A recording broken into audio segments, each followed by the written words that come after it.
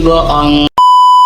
Aku hanya memikirkan satu peraturan penting. Kenapa kau lakukan hari ini kalau kau bisa melakukannya besok? Hahaha. Few moments later.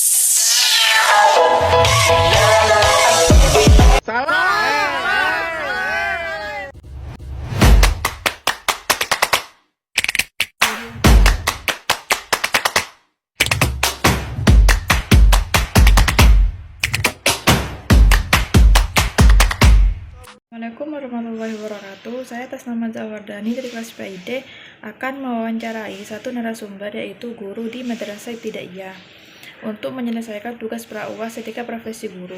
Jadi selamat menonton guys.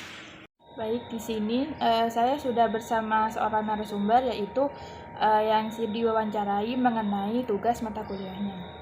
Jadi Ibu persilahkan memperkenalkan diri. Baik, terima kasih. Assalamualaikum warahmatullahi wabarakatuh. Saya Muntira SAG. Profesi saya sebagai guru mata pelajaran Al-Quran Hadis di Madrasah Ibtidaiyah Islamiyah Sumur Putih, Pamekasan. Baik, terima kasih kepada Ibu sudah memperkenalkan. Untuk selanjutnya yaitu pertanyaannya yang pertama yaitu bagaimana Ibu mendefinisikan etika dalam profesi guru? Iya, terima kasih. Baik. Etika profesi guru adalah bahwasanya pedoman dalam bersikap dan berperilaku secara profesional di dunia kerja. Itu definisinya.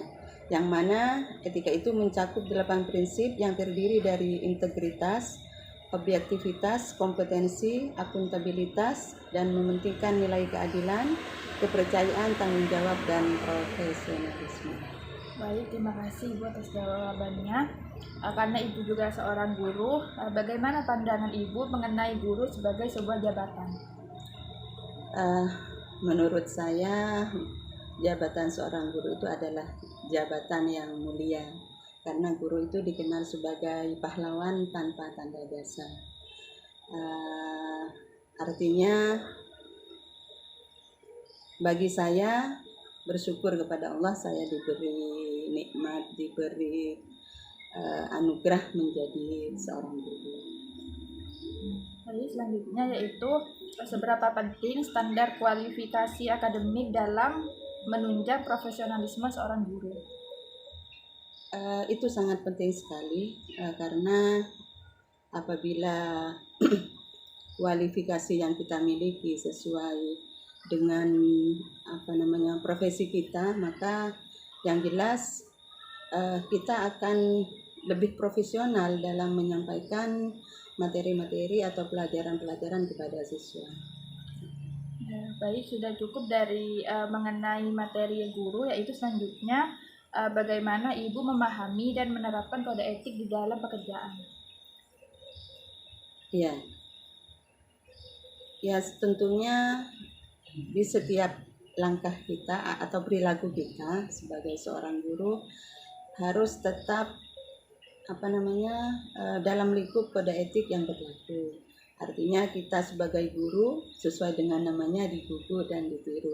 Artinya kita bisa menjadi teladan bagi siswa dan masyarakat di sekitar kita. Baik, terima kasih Bu jawabannya. Lanjut yaitu bagaimana peran organisasi semisal seperti PGRI dalam mendukung pengembangan profesi guru? Peran PGRI itu penting sekali karena PGRI ini merupakan wadah yang bisa menampung aspirasi guru. Jadi ketika ada permasalahan-permasalahan yang itu misalkan menyangkut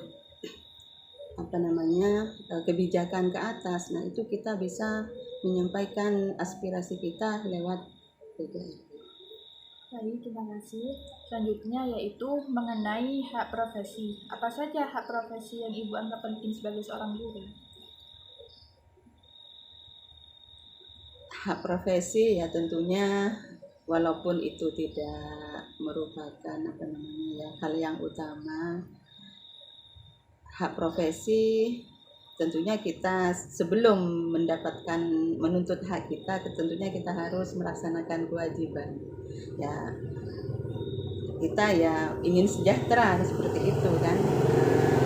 Terkait dengan itu semua,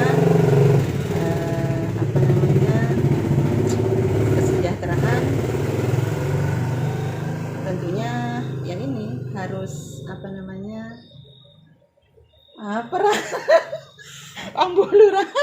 Selanjutnya yaitu apa saja hak-hak profesionalisme yang Ibu anggap penting sebagai seorang guru. Ya, bahwasanya tentang hak profesionalisme ini sudah diatur dalam undang-undang, yaitu Undang-Undang Nomor 14 Tahun 2005 tentang guru dan dosen. Bab 4 Pasal 14 Ayat 1 disebutkan bahwa dalam melaksanakan tugas keprofesionalan guru itu memiliki beberapa hak. Yang pertama, memperoleh penghasilan di atas kebutuhan hidup minimum dan jaminan kesejahteraan sosial. Yang kedua, mendapatkan penghargaan dan seterusnya. Baik, terima kasih. Selanjutnya yaitu bagaimana Ibu memastikan proses pembelajaran sesuai dengan SNP. Ya, tentunya ketika kita mengajar harus sesuai dengan kurikulum yang berlaku. Nah, di dalam kurikulum kan sudah tercantum metode dan semacamnya di situ. Lalu selanjutnya mengenai dalam cara mengajar tadi, bagaimana Ibu juga menciptakan iklim belajar yang kondusif? Ya, seperti yang saya sampaikan tadi, biar sesuai dengan SNP, tentunya dalam mengajar kita harus menciptakan suasana yang kondusif. Kita harus pandai-pandai menarik perhatian anak, tentunya juga melalui metode dan permainan-permainan yang menarik siswa, dan tentunya permainan itu dalam lingkaran pembelajaran. Selanjutnya, seberapa penting sebuah pelatihan misalnya seperti workshop dalam pengembangan profesi? Adanya workshop ya tentunya penting sekali, karena itu memberikan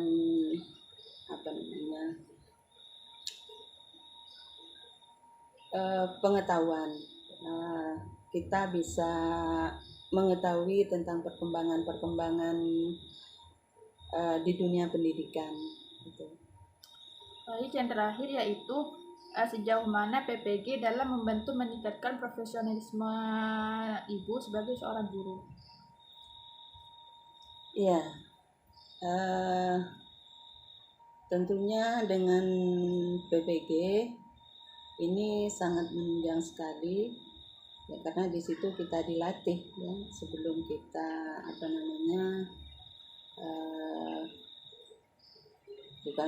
ketika kita terjun di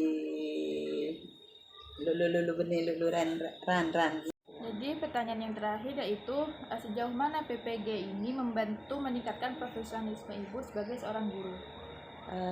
Tentunya ya sangat membantu sekali, karena PPG ini adalah program pendidikan profesi untuk mencetak generasi baru guru-guru, ya, generasi baru para guru-guru, yang tentunya dengan itu biar ada panggilan hati untuk menjadi guru yang profesional seperti itu. Baik, terima kasih kepada Ibu sudah bersedia meluangkan waktunya untuk bisa saya wawancarai. Maka mohon maaf jika ada kurang dan lebihnya. Wassalamualaikum warahmatullahi wabarakatuh. Waalaikumsalam warahmatullahi wabarakatuh.